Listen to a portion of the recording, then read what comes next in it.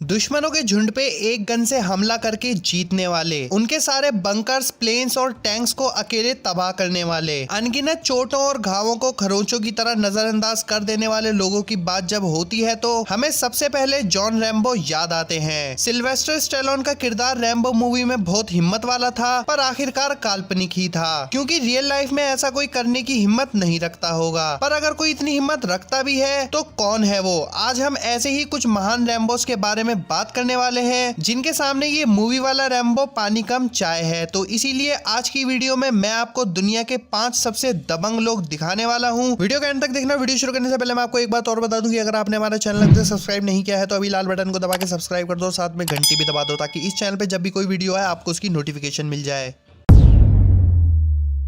Alvin York American सेना के जवान थे, जिनको उनकी टुकड़ी के साथ जर्मन मशीन गन्स को तबाह करने और कैदियों को वापस लाने के लिए भेजा गया था अक्टूबर 1918 में। अमेरिका की सेना के बहुत जवान तब चोट खाकर पड़े हुए थे। तभी एल्विन यॉर्क अपने साथियों को छोड़ के एक मशीन गन ऑपरेटर को मारने निकल पड़े। ये देखते ही उन्हें जर्मन सिपाहियों ने घेर लिया और तभी उन्होंने अपनी हैंडगन निकाल के सबको भून डाला। ये देखते ही बचे हुए जर्मन सिपाहियों ने अपने हथियार डाल दिए और फिर एल्विन यॉर्क वहां से 130 कैदी अपने साथ ले गए।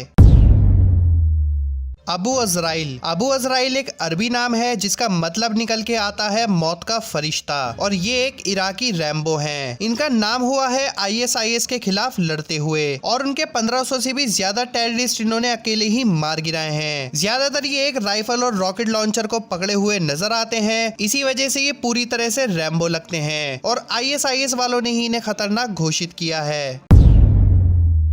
जैक चर्चिल, जो भी अपने देश की सेवा में जंग लड़ता है उसे बलवान कहा जाता है। फिर आते हैं जैक चर्चिल, ये लड़ाई के मैदान में सिर्फ एक तलवार और तीर कमान को लेकर उतर जाते हैं, और आपको जान के हैरानी होगी कि ये सब वर्ल्ड वॉर 2 की बात है, जब सबके पास मशीन गन्स और राइफल्स हुआ करती थीं। चर्चिल ने पूरे यूरोप में लड़ाइयों में हिस्सा लिया, फ्रांस से नॉर्वे, फिर वहां से युगोस्लाविया, और हमेशा वही अपने तीर कमान से आखिरी शिकार करते थे जंग में।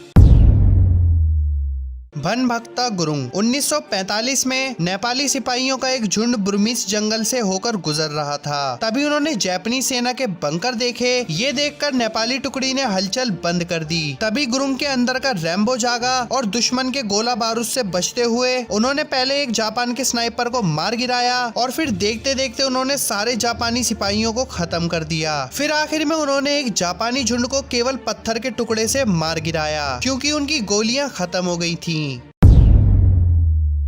योगेंद्र सिंह यादव, जब रैम्बोस की बात चल ही रही है तो भारत कैसे पीछे रह सकता है। योगेंद्र सिंह यादव पूरी तरह से रैम्बो होने का सबूत देते हैं 1999 की कारगिल लड़ाई में, जहां उन्हें एक पहाड़ी पे चढ़ के रस्सी बांधनी थी, जिसके सहारे उनके साथी भी ऊपर चढ़ सके और दुश्मन की टुकड़ी को खत्म कर सके। पर पहाड़ी पर चढ़ते हुए दुश्मनों ने उन पे गोलियां बरसानी शुरू कर दी और उन्हें 3 गोलियां लग भी गयी, लेकिन उन्होंने हिम्मत करी और ऊपर पहुंचकर एक बंकर को ग्रेनेड से उड़ा दिया, और फिर दूसरे बंकर पे सिर्फ अपनी बर्फ की कुल्हाड़ी और मुक्कों से हमला बोल दिया। तो दोस्तों, ये थे वो दुनिया के 5 सबसे दबंग लोग। अगर वीडियो पसंद आई हो तो लाइक और शेयर जरूर करना, और फ्यूचर में आने वाली और अमेजिंग वीडियोस देखने के लिए हमारे YouTube चैनल को सब्सक्राइब भी जरूर करना।